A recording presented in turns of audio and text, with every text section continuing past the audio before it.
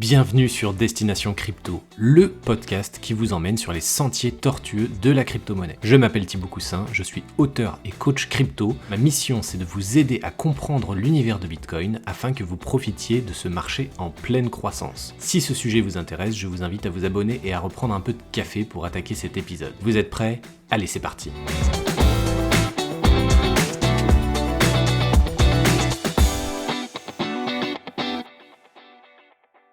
Bonjour à tous, bienvenue dans ce nouvel épisode de podcast où j'ai la chance d'être avec Florian Libé. Florian est responsable stratégie et développement à Koulouk Orion, une entreprise qui conçoit des pièces de luxe en édition limitée pour les particuliers et les entreprises.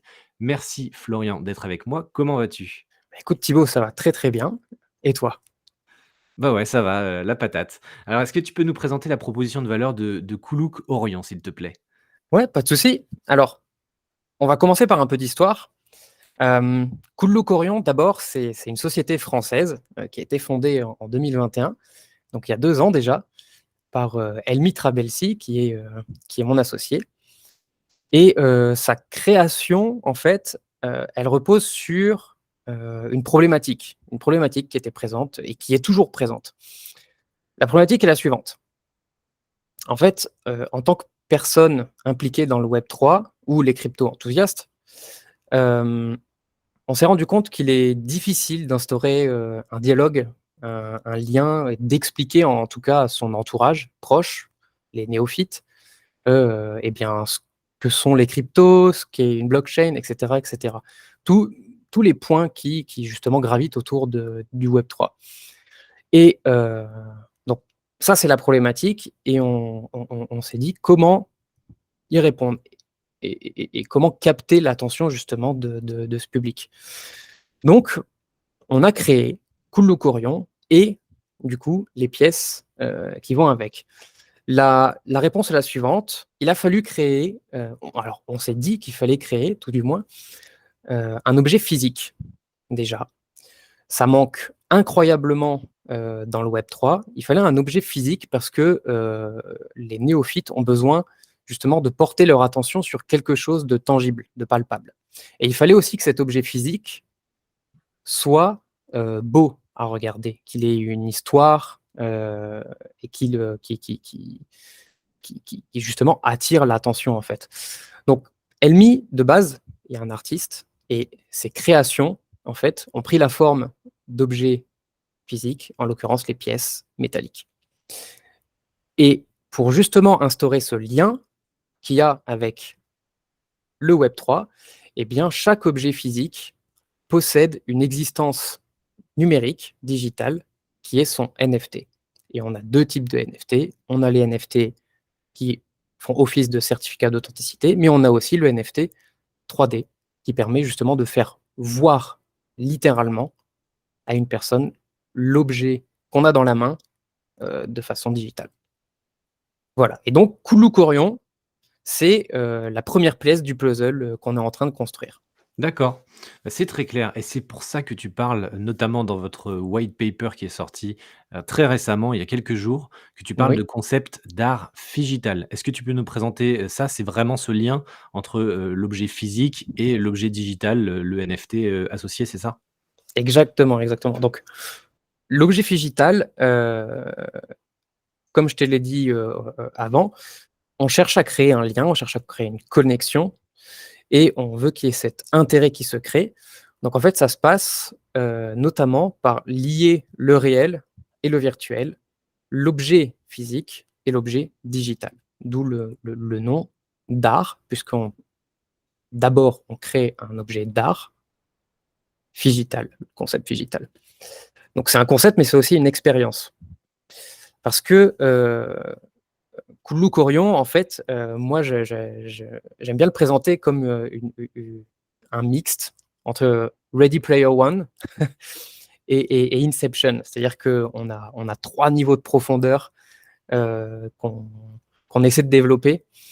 Et c'est un peu, je dirais, l'upgrade des sociétés Web 2 habituelles. Donc, le premier niveau, c'est donc l'objet physique. L'objet physique et son certificat d'authenticité sous forme de NFT. On a la pièce artistique, on a la pièce qui est présentée dans un écrin, qui permet de protéger cette pièce, justement, et on a le NFT qui vient avec. Et avec ce NFT, en fait, on a une infinité de possibilités qui permettent justement d'ajouter une chose encore supplémentaire au fait de détenir simplement cet objet physique. Et ça, c'est le niveau 2 d'Inception. Le niveau 2, en fait, on vient ajouter à cet objet plus son existence numérique la possibilité à des personnes de devenir justement actionnaires, de détenir des parts de la société via la détention de ces NFT. Et le niveau 3 d'Inception, c'est en fait dans nos prochaines collections et les collections qui viennent très vite, on va proposer des expériences, des aventures qui seront directement accessibles grâce aux NFT. Je te donne un exemple très rapide. Imagine un jeu d'enquête, un jeu d'énigmes, qui est lié à une collection. Donc, admettons 3 items physiques. Lorsqu'on reçoit cette collection, et lorsque tout le monde aura reçu sa collection, admettons à une date, on lance ce fameux jeu qui pourrait ressembler à un battle royale, on va dire. Donc, admettons 3 semaines après la sortie de la collection. On lance le jeu, on lance l'énigme. Donc, les personnes se connectent à un site et grâce à leur NFT, ils peuvent accéder au site. C'est-à-dire que toutes les personnes qui ne l'ont pas n'y ont pas accès. Et lorsqu'on accède à ce site, on a la première énigme qui apparaît et on a des indices qui sont visibles sur les pièces qu'on a déjà dans nos mains et on doit les enquêter, faire du géocaching, etc., etc. Bref, on peut imaginer des tas d'expériences, mais en tout cas, c'est l'objectif qu'on aura avec nos futures collections. Voilà ce qu'est pour nous l'art digital. Ouais, bah, tu donné pas mal d'explications là. Donc les 3 strates de profondeur au sein de Kuluk Orient, j'ai bien aimé les références. J'adore les 3 références des films Merci. que tu as cités, que ce soit Battle Royale, surtout Inception, j'adore. Et donc oui, premier niveau, donc l'objet avec son écrin et le NFT associé qui donne accès à certains services, effectivement. Deuxième Exactement. niveau, on devient vraiment actionnaire et là, on a une autre responsabilité, un autre niveau de responsabilité. Et le troisième Oui. niveau, et ça s'ouvre sur plein de choses. Et j'ai hâte de voir, ouais, tout ce qu'on peut faire avec les NFT, notamment l'accès à certaines choses, à certains jeux. Donc j'ai hâte de voir ça. Au sein de Kuluk Orion, il y a 3 opportunités d'investissement qui sont sans doute liées aux 3 strates que tu m'as mentionnées. Est-ce que tu Mmh. peux nous présenter les 3 opportunités d'investissement? Et ce que ça implique pour les gens s'ils veulent investir sur une option, une autre, voilà, ce que ça implique pour les gens? D'accord. Avant de rentrer, précisément dans la partie, détention de parts, je voudrais simplement parler des objets en eux-mêmes. C'est que, on souhaitait en fait que nos objets, gardent une valeur intrinsèque dans, le cas où, ben, le monde change ou, bah, ou enfin, en tout cas, c'est la problématique qu'ont tous les collectionneurs de NFT aujourd'hui, c'est de se demander quelle aura, comme valeur mon NFT, heu, demain si tout se casse la gueule. Et en l'occurrence, pour la plupart des projets, c'est 0. Heu, donc on a voulu créer des objets physiques liés justement au NFT et ces objets physiques, ils ont 3 valeurs intrinsèques. La première valeur, c'est la valeur artistique de l'item, qui celle-là est complètement, propre à chacun, quoi, propre à l'art. La deuxième valeur intrinsèque, eh bien, c'est, le matériau dans lequel l'objet est fabriqué. En l'occurrence, nous, on a des pièces métalliques plaquées or, mais à l'avenir, on est libre on est libre de pouvoir proposer des pièces, faites, de métaux plus précieux, c'est-à-dire, directement entièrement en argent ou, entièrement en or ou bref, tout est possible, voilà. Je me permets juste de rajouter que j'ai pu voir, physiquement et même toucher de mes doigts les quelques exemplaires que tu m'as présentés une fois qu'on s'est rencontrés à Paris, c'était super. Et la qualité du design, du visuel, du rendu de la pièce qui peut être, de plus ou moins grande, hein, est vraiment assez saisissant. Donc je vous invite à aller, regarder sur le site, voir les différents modèles parce que ça vaut vraiment le coup de jeter un œil. Voilà, c'était la petite parenthèse. J'ai personnellement pu voir les pièces, proposées par Kuluk Orion et vraiment voilà, c'est du beau travail, que ce soit visuellement ou même on sent au niveau du poids que c'est un bel objet qui met en avant, vraiment un projet. Donc voilà, c'était la petite parenthèse et je te laisse continuer. Je poursuis sur ce que tu viens de dire. De toute façon, on met un point d'honneur sur le fait que l'objet soit beau et on le voit. Toutes les personnes justement comme toi qui voient les objets, la plupart tombent amoureux, si ce n'est de toutes les pièces, au moins d'une collection. Vraiment, les avoir sous les yeux, ça fait la différence et vous pouvez voir nos pièces sur notre chaîne YouTube, parce qu'on a notamment fait des vidéos pour justement se rendre compte de à quoi elles ressemblent, plus précisément. Et donc je continue sur, la part d'investissement qui était, donc pour continuer au-delà de, la valeur intrinsèque du produit qu'on propose. On a créé 3 opportunités d'investissement, donc ça, c'est pour des profils d'investisseurs, d'accord? Et ça, c'est lié à la détention de parts de la société. Donc détenir un NFT, aujourd'hui, permet de détenir une part de la société. Au total, on a réservé 30 des parts de la société pour nos holders, les holders de certaines collections. Donc 30 des parts, ça veut dire 30 des bénéfices annuels de la société qui sont reversés, évidemment. Et on a créé donc 3 couches cumulables pour ces investisseurs, pour obtenir un maximum de 30 La première couche, première opportunité, on l'appelle la Cool Investor. Donc ça, ce sera une collection de 7665 SFT, dont le mint aura lieu en février.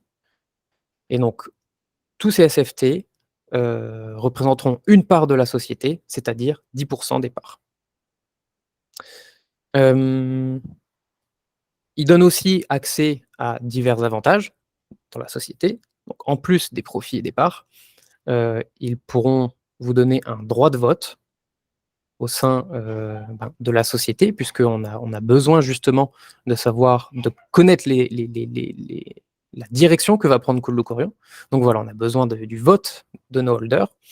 Donc droit de vote et enfin un accès aux préventes de toutes les futures collections dont j'ai pu parler rapidement tout à l'heure. Ça, c'est le premier modèle. Est-ce que tu peux juste C'est me le dire premier aussi modèle. la différence entre un NFT et un SFT? Parce que SFT, je l'ai jamais encore vraiment développé dans le podcast. Ah, Est-ce que tu ouais, peux juste mentionner en une minute ce que c'est que le SFT par rapport au NFT? ok. Je vais essayer de faire ça rapidement, simplement. Alors NFT, ça veut dire non-fungible token, donc un jeton non fongible. SFT, c'est semi-fungible token, donc il est à moitié fongible. Les deux sont des preuves de propriété numérique qui ont une différence notable, l'interéchangeabilité. J'explique. Un NFT, il possède des propriétés propres à lui-même qui le rendent unique au sein même de sa collection.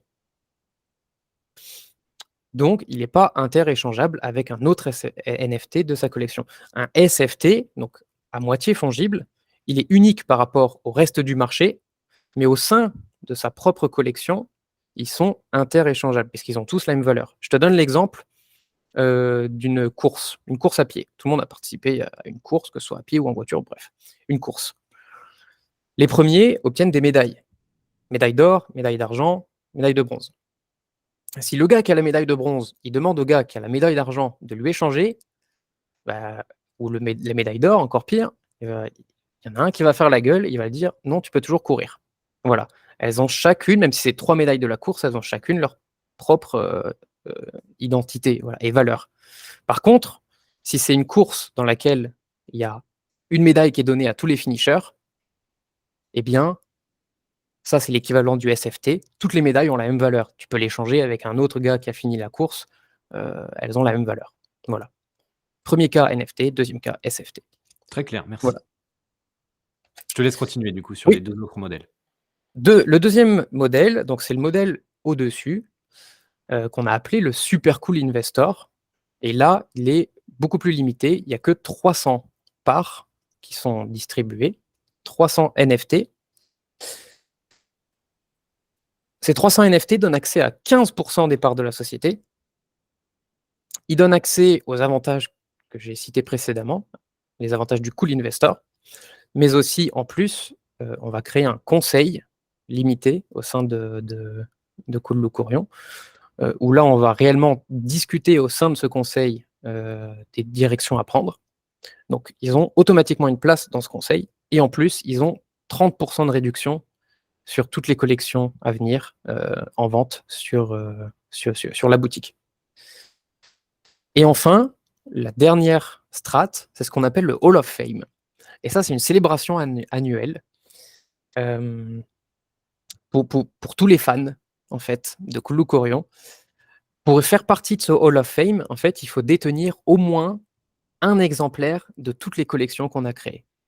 Comme je dis, c'est pour les fans. Et une fois qu'on a toutes ces collections, on peut faire partie du Hall of Fame. Et tous les ans, on va élire 5 personnes aléatoirement qui obtiendront chacune 1% du bénéfice de la société. Donc, ça fait un chèque non négligeable. Et en plus de ça, eh bien, ils auront une collection physique qu'on créera spécialement pour cette édition annuelle du Hall of Fame. Donc, une en 2023, une en 2024, etc. etc. Voilà les 3 strates. Bah, c'est super intéressant et tout est bien expliqué dans le white paper ou sur le site internet. Donc, si vous voulez plus d'informations, avoir les chiffres en tête, n'hésitez pas à aller voir. Les liens sont dans la description de l'épisode, donc allez-y. Vous aurez encore plus d'informations à travers les 2 autres ressources. Alors, au sein de Cool Corion, vous avez aussi un jeton, le Cool. Est-ce que tu peux me Mmh. donner un peu plus d'informations sur ce jeton et quels avantages il procure à l'investisseur?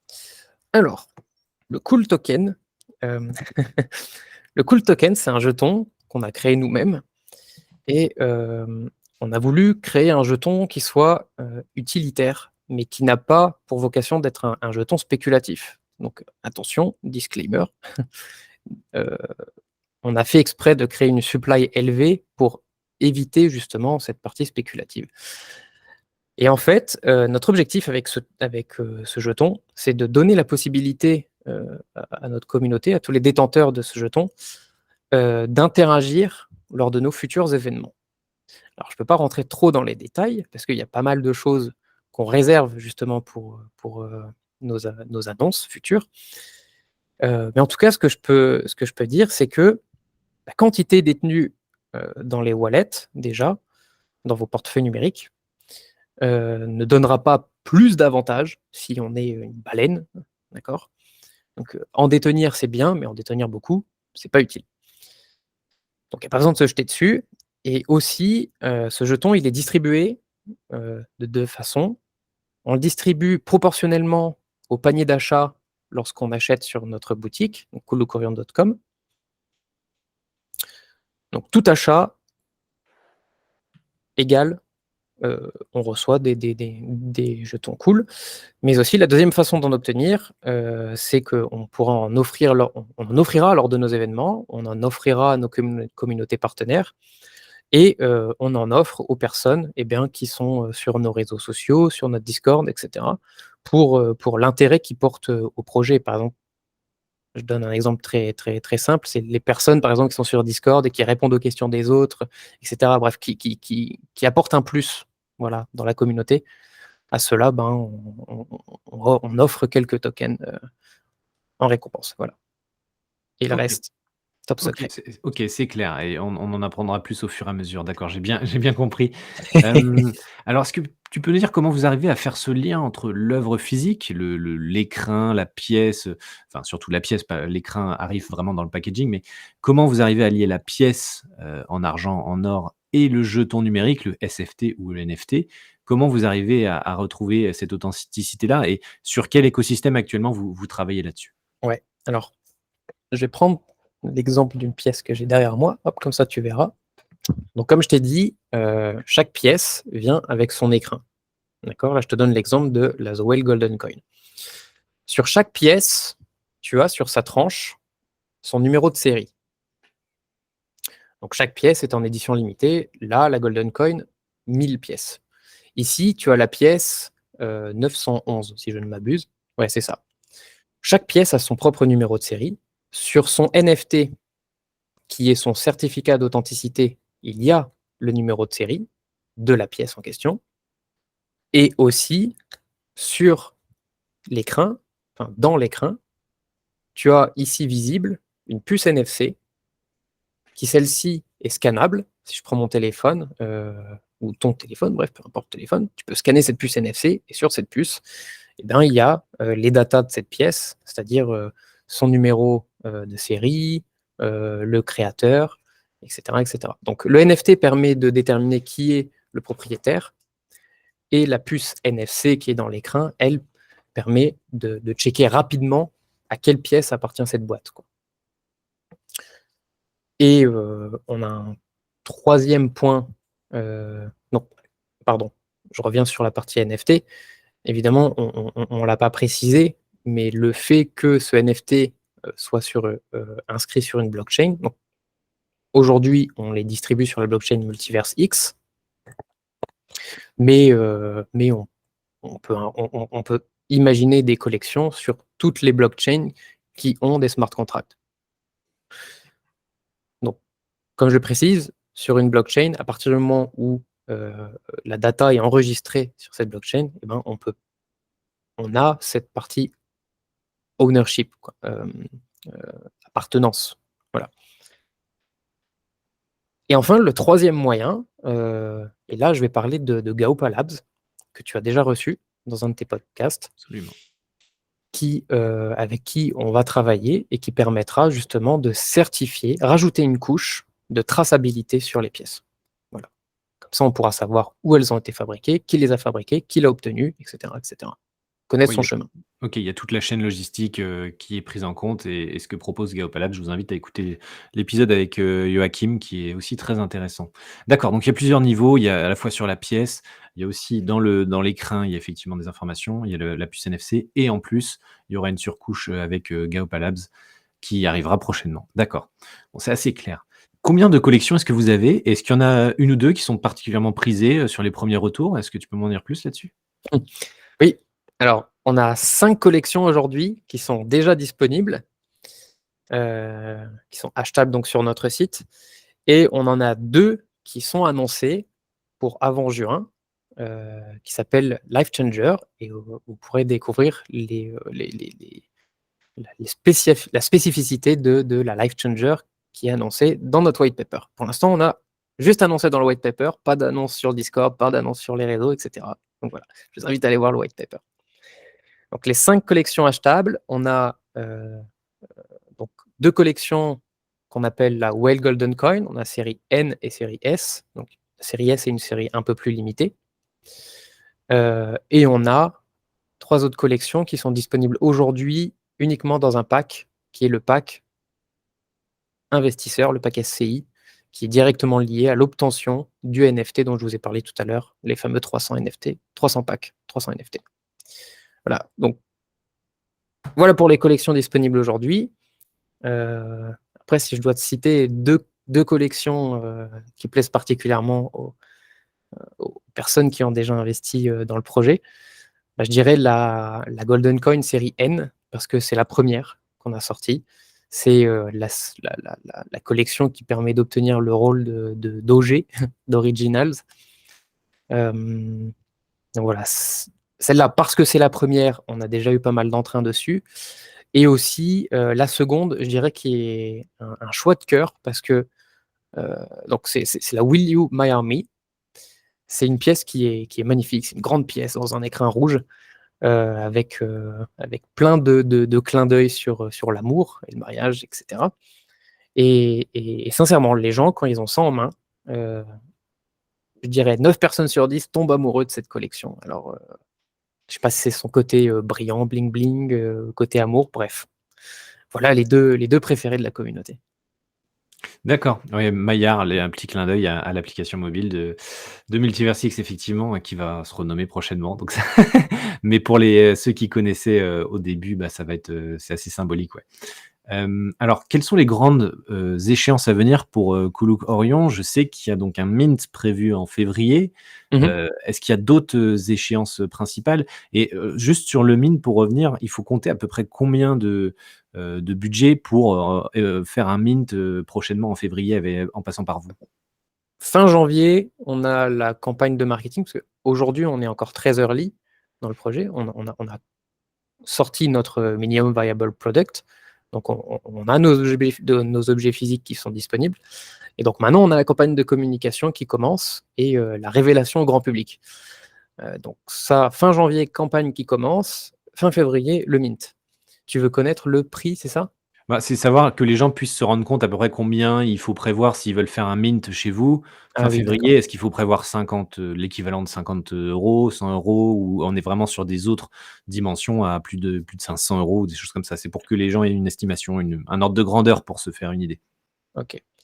Alors, le prix d'entrée du Cool Investor, aujourd'hui, comme j'ai dit, il représente une part de société.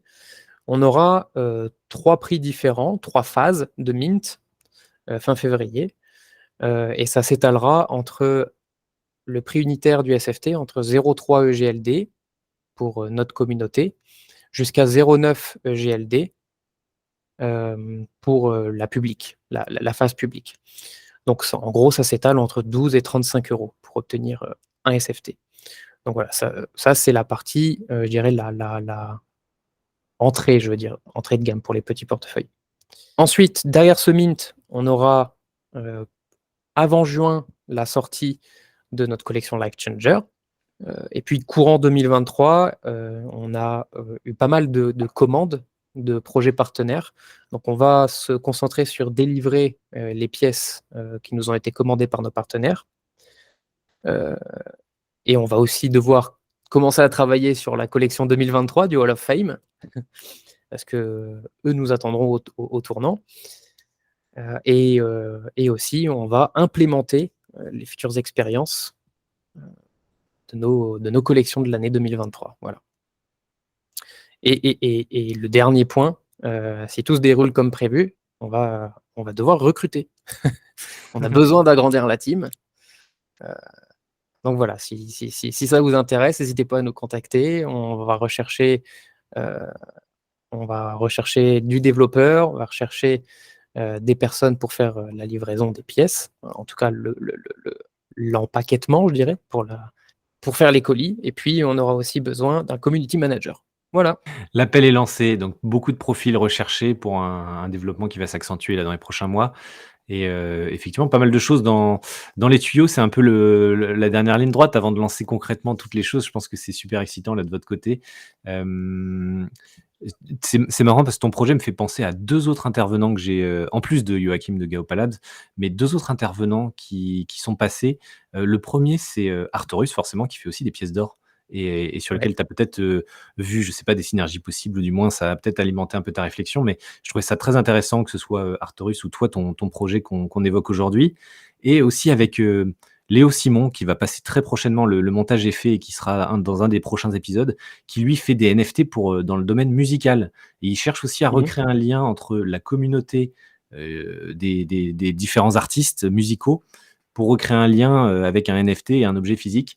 Donc je trouvais ça très intéressant parce que il y a vraiment des choses en commun avec, ce que toi tu peux proposer à travers les belles pièces que j'ai eu la chance de visualiser. Donc on a bien compris, il y aura un mint possible pour vraiment des petits budgets, donc allez-y, vraiment allez regarder le site internet. Il y a aussi forcément des pièces qui vont être aussi plus chères et qui amènent d'autres services, naturellement, et ça sera aussi très intéressant. Et puis en plus, ça se développe et il y a des profils qui sont recherchés par, Koulou Korian. Et puis il y a je pense, tu vas me confirmer ça, mais vous pouvez en produire sur effectivement énormément de blockchain, donc il peut y avoir une croissance et un nombre de collections très important dans les mois qui viennent. Ah oui, oui, évidemment.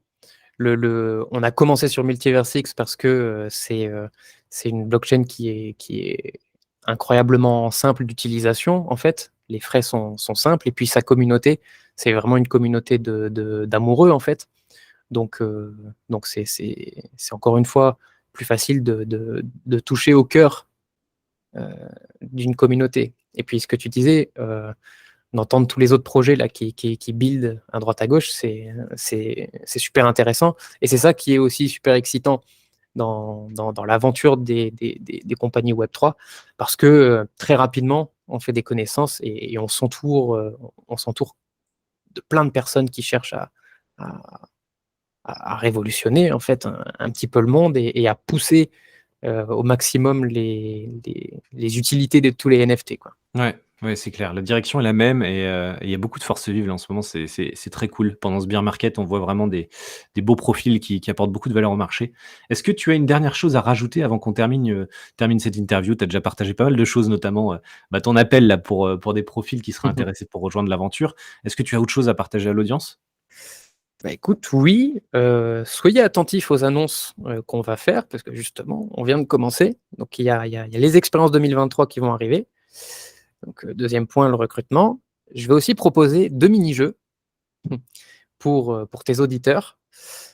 Donc le premier mini-jeu, soyez attentifs. Lors du Elrond X-Day, qui a eu lieu le 5 novembre, Lucian Todea, donc le cofondateur de Multiverse X, m'a acheté une The Whale's Golden Coin. Les 10 premiers qui me donneront le numéro de sa The Whale's Golden Coin obtiendront chacun un SFT Cool Investor. Voilà, donc ça, c'est pour vous amuser à aller manipuler un petit peu l'explorateur blockchain, mais Super. aussi les places, les marketplaces. Le 2e petit jeu, vous allez devoir lire le white paper.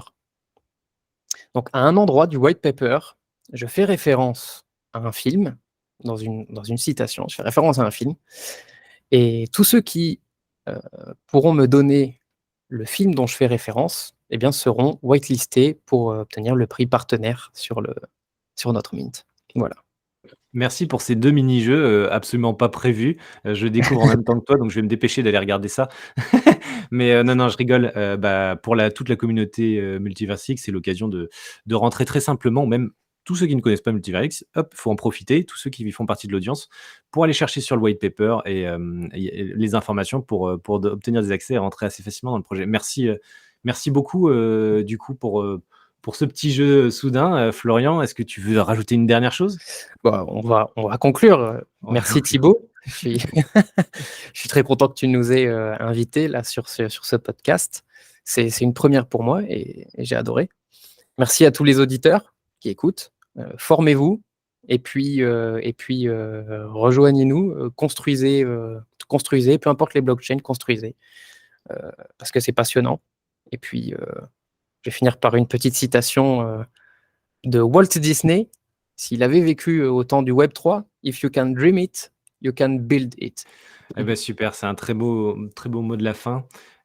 Écoute, juste dernière phrase, comment on fait pour te suivre du mieux possible sur les réseaux? Est-ce que c'est le compte Twitter qui va véhiculer le plus facilement les informations ou est-ce qu'il y a un autre média qu'il faut privilégier pour suivre, l'actualité chez vous? Alors l'endroit où on est le plus réactif et où les annonces viennent le plus vite, c'est sur notre Discord. D'accord, Donc là, tu pourras mettre le lien en dessous de ta vidéo ou bien en tout sûr. cas, on le retrouve sur le compte Twitter. Ensuite vient Twitter et donc suivez le compte Twitter de Cool Lou Courion. Vous pouvez aussi me suivre, moi, alias Tac Polymérase sur les réseaux et voilà, c'est là où où on véhicule le maximum d'informations. OK, et ben Discord et ensuite Twitter et ensuite ton compte, perso. OK, merci, Florian, c'était très clair. Voilà, c'est la fin. Merci à toi d'avoir passé quelques minutes, d'avoir échangé avec moi et je vous dis, à tous, là, à toute l'audience, à bientôt pour le prochain épisode. Salut Florian, salut à tous. Salut Thibaut, salut.